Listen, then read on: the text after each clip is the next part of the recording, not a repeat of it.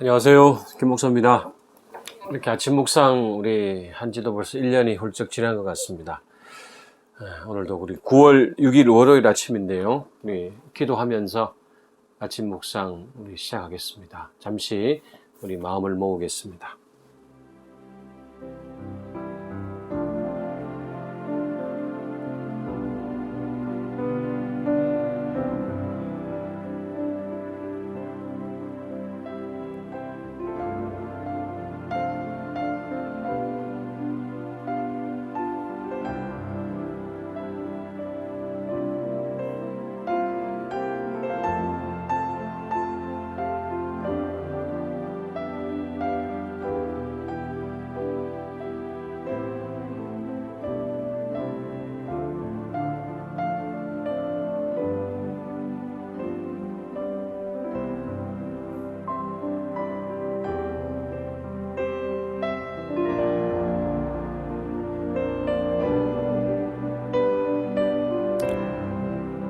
주님, 오늘도 우리 각자의 처소에서 우리 한 사람 한 사람 만나 주십시오.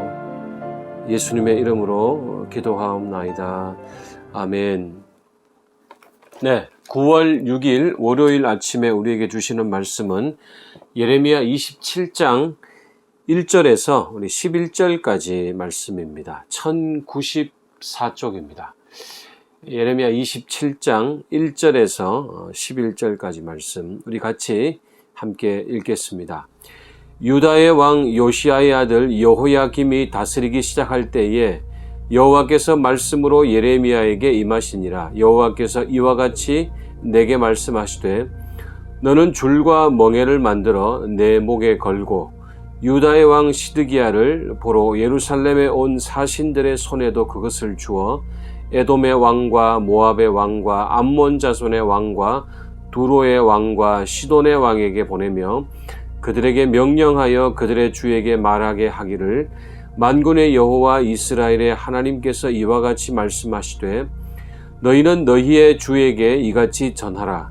나는 내 큰 능력과 나의 쳐든 팔로 땅과 지상에 있는 사람과 짐승들을 만들고 내가 보기에 옳은 사람에게 그것을 주었노라.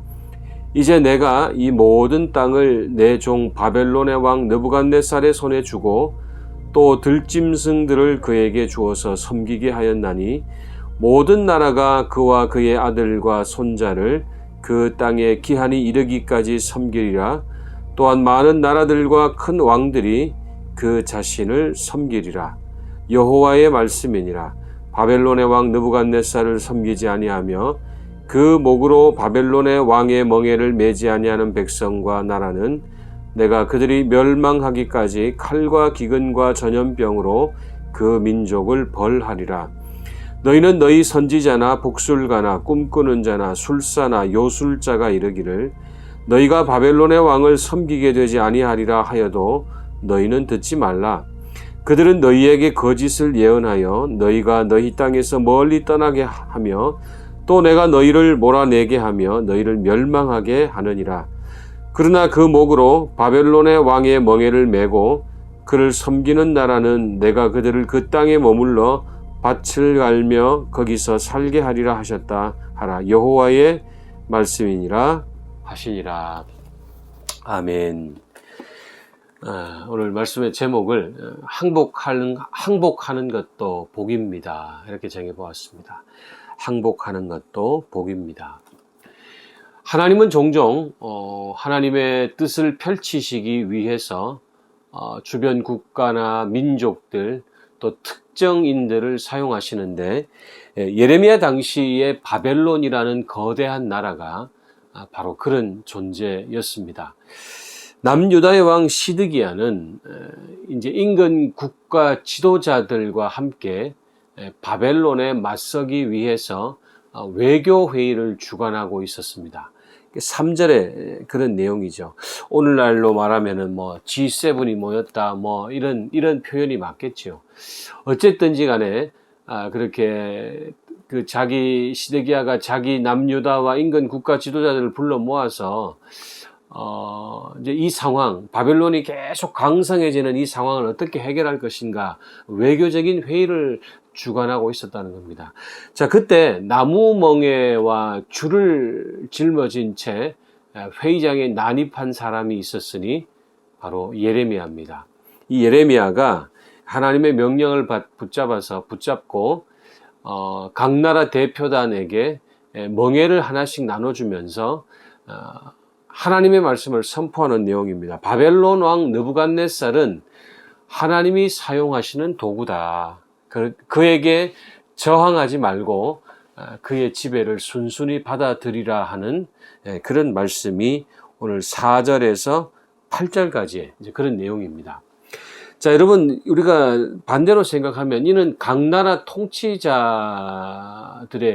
기득권을 포기하라는 뜻 아니겠습니까? 당연히 그들은 하나님께서 보내신 참 선지자의 말을 경청하지 않았습니다. 그리고는 다른 거짓 선지자들의 낙관적 예언에 반응하게 되죠. 사실 어찌 보면 답은 이미 정해져 있다. 그러니 우리가 적절한 기도를 하고 또 적절한 종교적 노력을 하면 하나님이 움직이실 것이다 라는 그런 신앙에 불과한 거죠. 여러분, 종교적 외양은 대단하게 보이지만 결국 그 방향과 내용은 무신론자들하고 무슨 차이가 있을까 하는 그런 신앙의 수준이었다는 겁니다. 시드기야가. 사랑하는 여러분, 하나님을 믿는다는 것은요, 나의 판단을 그분께 강요하는 게 아니죠. 그분께 귀를 기울이는 것이 하나님을 믿는 사람의 신앙입니다. 답을 내가 정해놓고 그 답대로 하나님이 움직여 달라라는 게 신앙은 아니에요. 진정한 신앙은 그분께 내가 귀를 기울이는 것입니다. 여러분, 그래서 때로는 항복하는 것, 또 항복할 줄 아는 것이 하나님의 뜻일 수도 있다는 겁니다. 요즘 여러분 일터에서 또 여러분의 인간관계 속에서 좀 어려운 일 없으십니까? 좀 더 적나라하게 말씀드리면 항복해라 이런 강요가 있지는 않습니까? 참 힘든 순간들이겠죠. 여러분, 그런데 혹시나 그런 그런 사인들이 하나님의 음성은 아닌지 한번 깊이 생각해 보시기를 바랍니다. 내가 원치 않는 사람들로부터 또 내가 원치 않는 업무들로부터 내가 갈등을 겪고 있다면 하나님의 뜻이라면 기꺼이 멍에를 메고 기꺼이 그 길을 걸어가야 하는 것, 그것도 우리가 감당해야 될 하나님의 신앙을 가진 사람들이 걸어가는 길입니다. 여러분, 우리가 그렇게 자꾸 고통을 피하고 외면하고 그러다 보면 더 큰 고통이 우리를 기다리고 있을지도 모르겠습니다. 이스라엘 백성들의 포로 생활이 70년으로 제한된 것처럼 저와 여러분의 힘든 멍에도 분명히 기한이 분명히 정해져 있다는 것을 여러분, 우리가 잊지 않으면 좋겠습니다. 이것이 무한정 연기가 된다면 우리 힘들어서 감당을 못하겠죠. 그러나 하나님이 때로 우리에게 멍에를 주실 때에 기꺼이 하나님 앞에 항복할 수 있는 것도 그래서 복이라는 생각이 듭니다. 다시 한번 말씀드립니다. 요즘 여러분의 삶에서 계속 나를 힘들게 하는 누군가 또 업무 그런 것들을 통해서 하나님의 음성은 무엇일까 한번 더 고민해 보시면서 때로는 주어진 상황 또 만나게 하는 사람들에게